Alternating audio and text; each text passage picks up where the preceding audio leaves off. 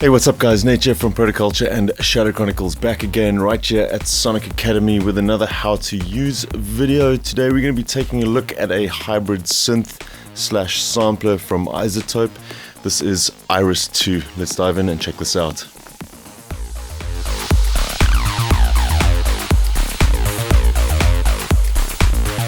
Right, here we go guys, Iris 2. There's quite a lot to cover within the scope of this video, so what I'm going to do is just very briefly look at an overview of the GUI and the synth. What you got on offer here is 4 oscillators, or sample engines rather. You can select them from the top here. Just looking at the top, your preset management is up at the top here. You can see you can select samples, oscillator waves, but then your patches is where you're going to load up your sounds. And we can grab one of the presets.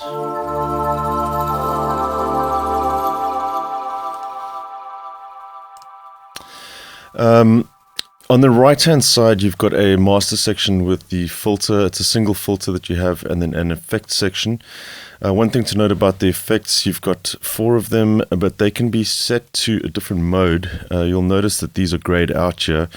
When you have it set to master, which is the default, it'll be applied to the whole patch or the sum of all 4 oscillators.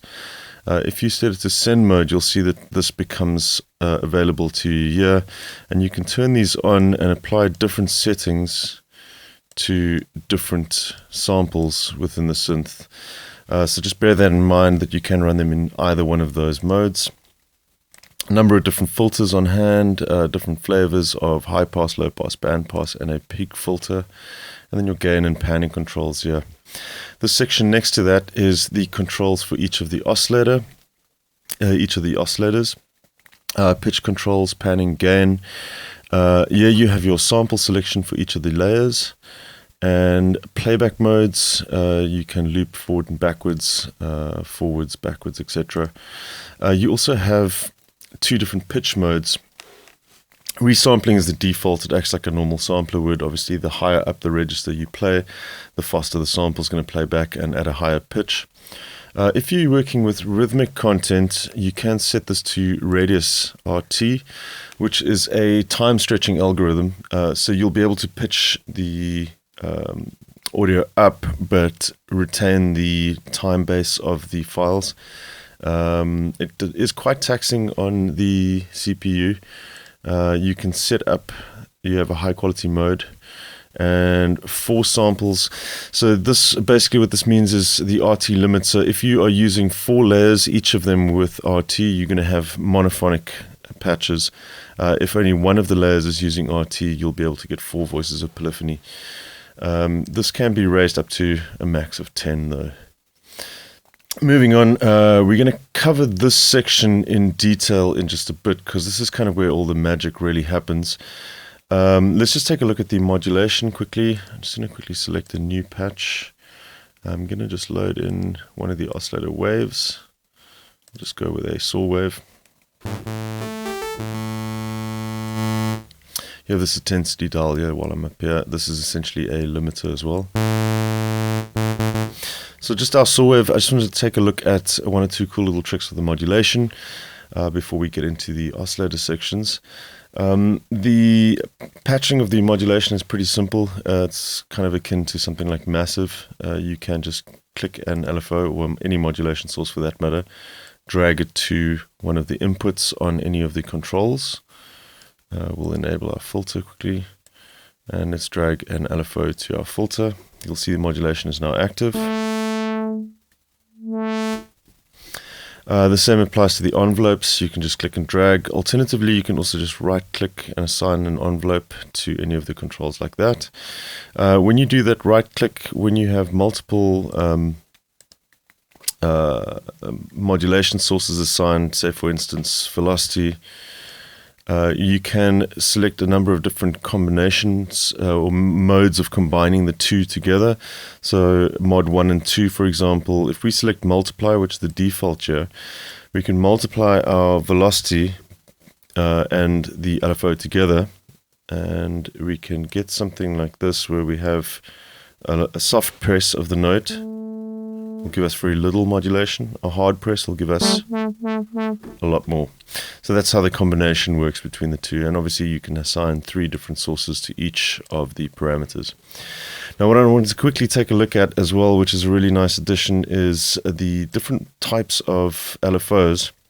You have your standard fare, the sort of analog modeled ones. Each of these has not the sample and hold, but the other shapes have this shape dial that you can kind of modify the shapes. It's almost like a wavetable. You have some curved digital ones. There's some interesting different shapes that you can get here. But I want to take a look at these multiply shapes. So you have the simple saw, sine, square, etc. We're going to grab a sine multiple, and you'll see by dragging in this shape modifier, you've got a lot more sine waves in there. It's a much higher frequency than the standard sine that you get. And what this allows us to do is actually push the modulation into audio rates. And we'll just dial this down. I'm going to turn up the resonance on the filter so you can just hear the audio rate modulation on the filter. So let's dial this in.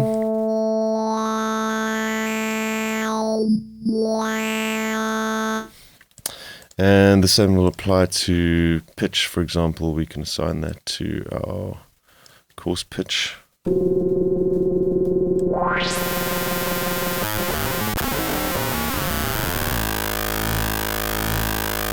And you can get some sort of FM and AM kind of modulation going on your sounds.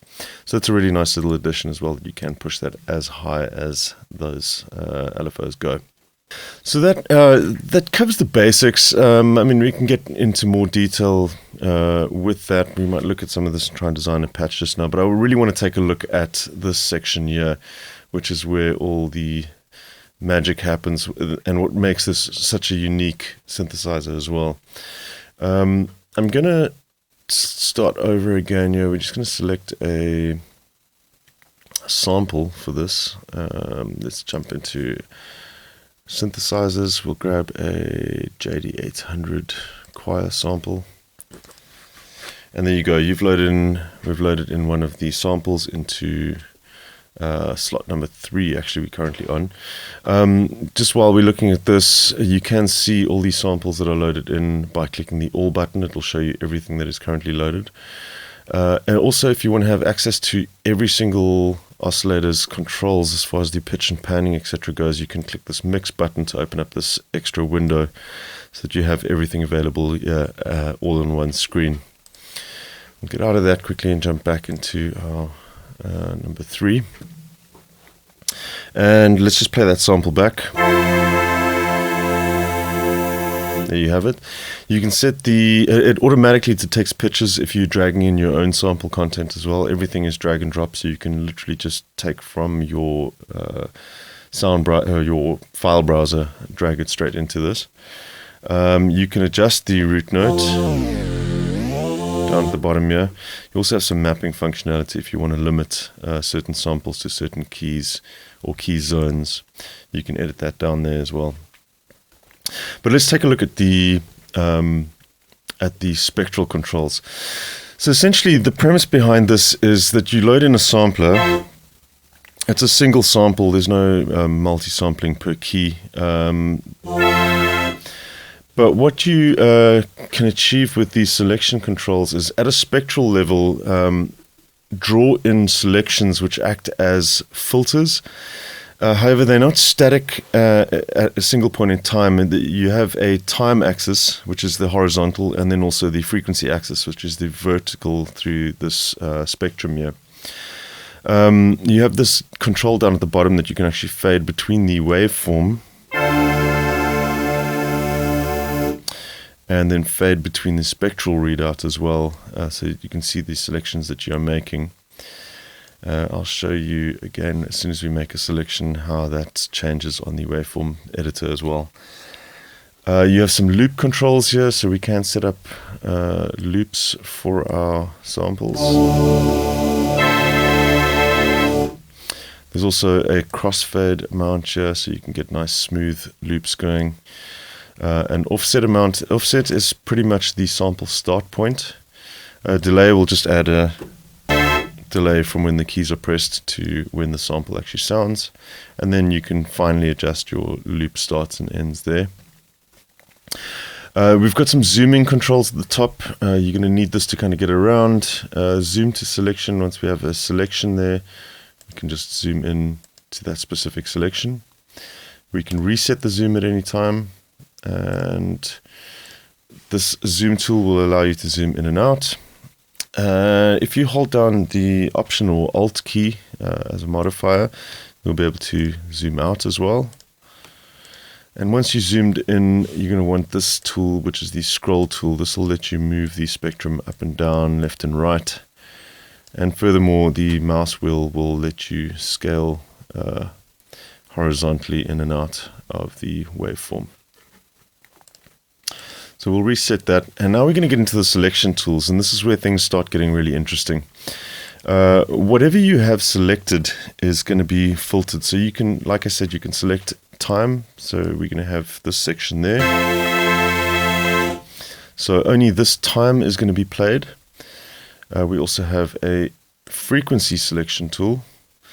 So we can use this as a filter to select certain frequencies in the spectrum to play back.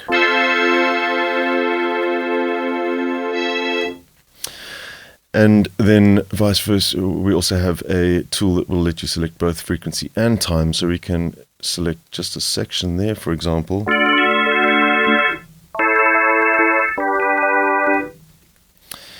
Now where things get quite interesting is when you start making quite complex selections with something like the lasso tool. We can lasso a little selection here. And take a listen to what happens now when we play this back. Because we have time from here, it's going to essentially create a filter sweep through the spectrum for us, starting with the low content that we have here, the sort of base content, and gradually sweep up to the higher content that we have selected up at the top. So we'll just take a listen to what that sounds like now.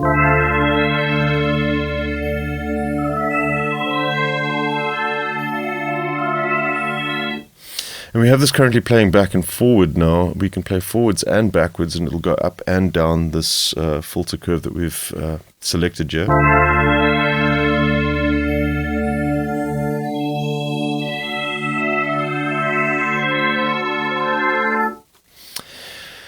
We also have the paintbrush tool, and by the way, at any time you can use the eraser tool to just adjust your selections by erasing it, and you can also just reset it completely.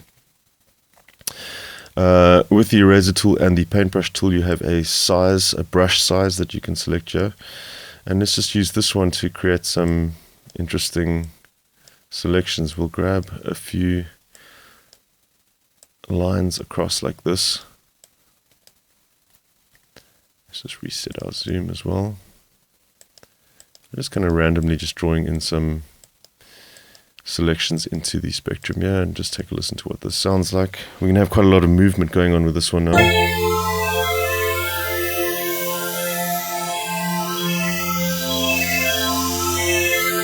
Some really interesting filtering going on there. And then lastly, the other tool that we have is the Magic Wand selection tool. This one has some interesting functions as well.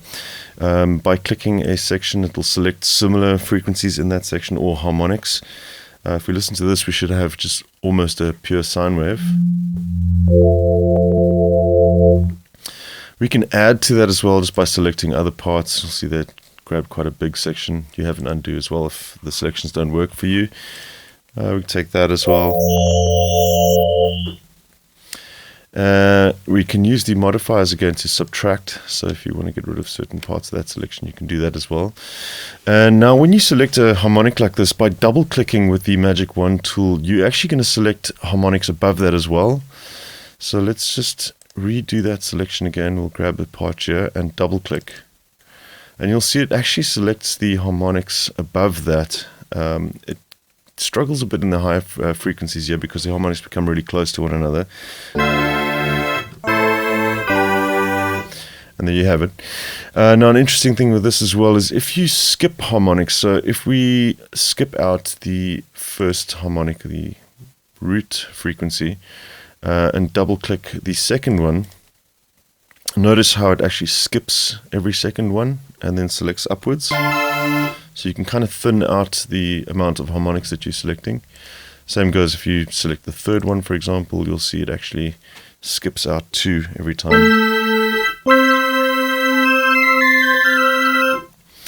Once you've also made selections like this, you can go in and move these around. You'll see you get this little hand tool, and it'll allow you to move any selection that's connected. So you can, if we move that one there, that'll allow us to adjust both X and Y. These two are connected, and you'll see you can move those independently, that one independently. If we end up connecting those two, they'll become one, and now you can actually move those by themselves as well. Lastly, we have some buttons down at the bottom here which will allow you to invert selections as well, either by time, frequency, or both at the same time. And this will just preview anything that you have selected. Before we move on, the last thing I wanted to show you is just the waveform readout. You'll notice when we have a selection here as well, this turns yellow. And if we go into the waveform, we can actually see the output of the frequency. You'll see the original waveform behind, and this yellow is the output of the selection that we currently have.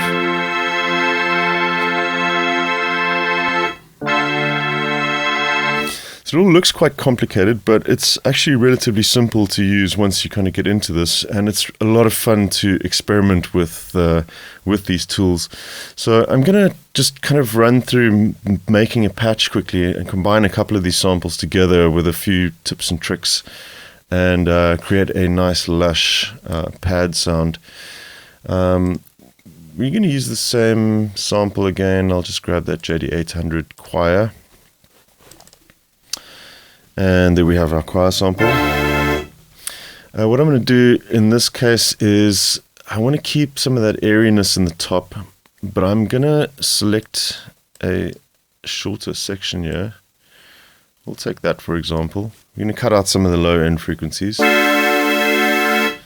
We'll stick with that. Let's just make sure that our loops, and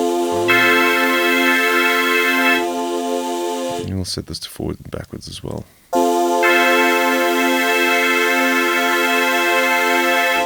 We can add in a bit more of a crossfade, and if we want to adjust the loops to here, we can do that.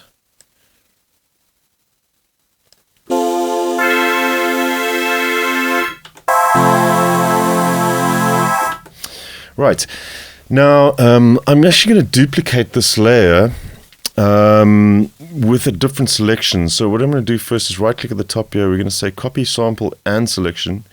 Move to our second oscillator and then right click again and say paste sample selection. So now we've got a duplicate of our first oscillator.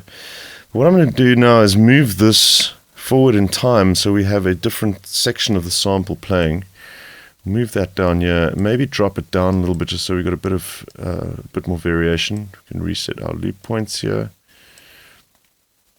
Another thing I'm going to do is just make sure that our offset is, our offset should start there.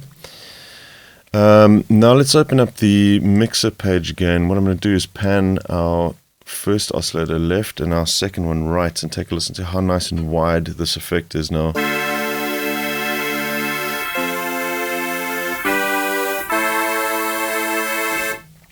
A lot of width by using different parts of the sample on the left and right channels. So I want to try and get a little bit more movement into this now. So let's use a different sample. I'm going to come down to the voice section here. And by the way, there's about an 11 gig sample library that ships with Iris that you download as well. Everything from sort of quite experimental stuff right up to sampled synthesizers, traditional instruments like pianos, guitars, etc. that you can use to pull out bits of the spectrum from. Let's choose the ethereal section. Let's take a look at some of these. We can solo this just to listen to what we've got.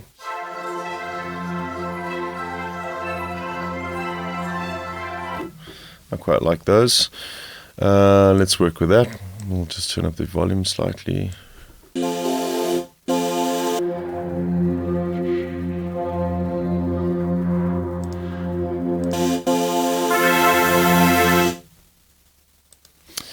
And let's do some weird filtering on these. We'll grab. I'm just going to be quite quick and quite random with this, just to see what happens. Just kind of hoping for some happy accidents here. But I'm specifically kind of trying to get like quite a bit of movement with these. So I want a lot of this variation from left to right, as well as selecting quite a bit of different frequency content. I'm also going to keep a lot of the top end, so I'm going to use this tool to just add in all of that. And then let's just use our modifier key to subtract that section, just so we limit that to just this part that's playing. And we can take a listen to that now.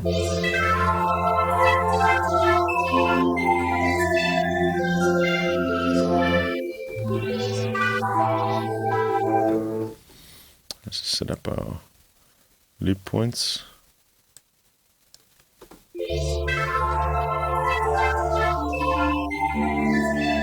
Cool, there's some interesting stuff going on there. Let's put those together with our original oscillators. We'll just turn down the volume for these slightly.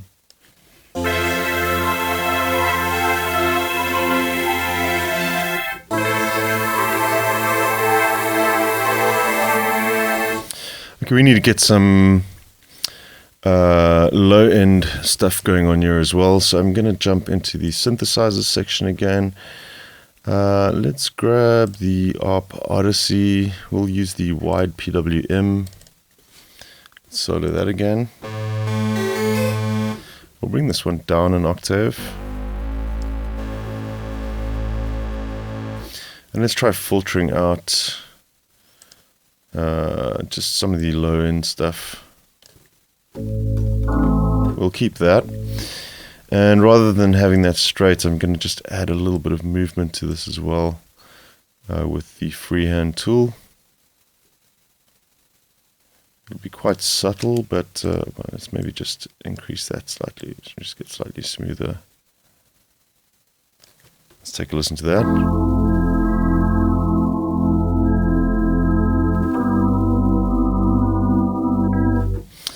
And we're going to want this one going forwards and backwards just so that these line up correctly. And we'll just dial in some more crossfade for the loop. Right, let's mix everything back together again.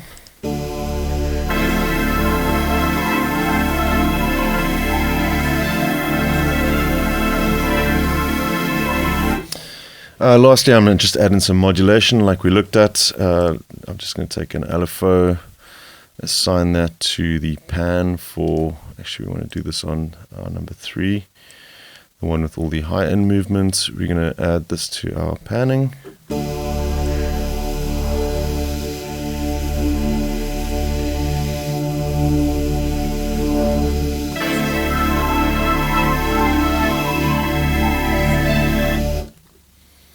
Bump up the rate slightly.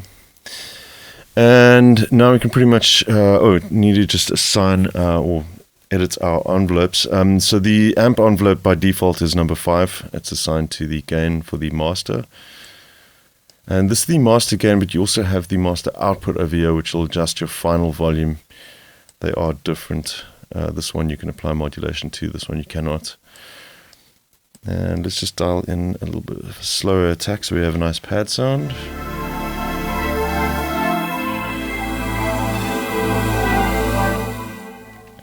And we can finish it off by adding in some effects.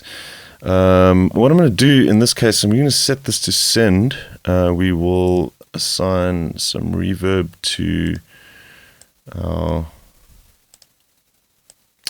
JD800 samples.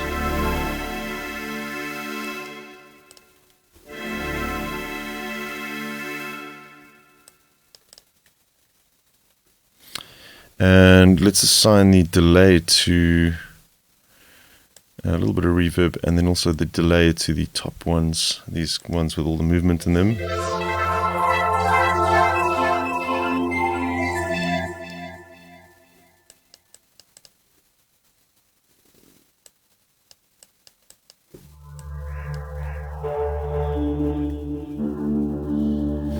And we'll leave the bottom ones dry.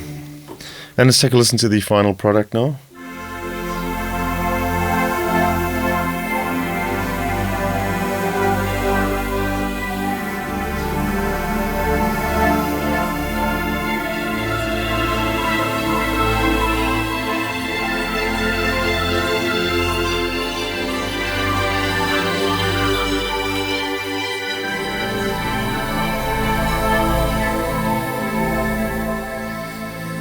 And there you have it.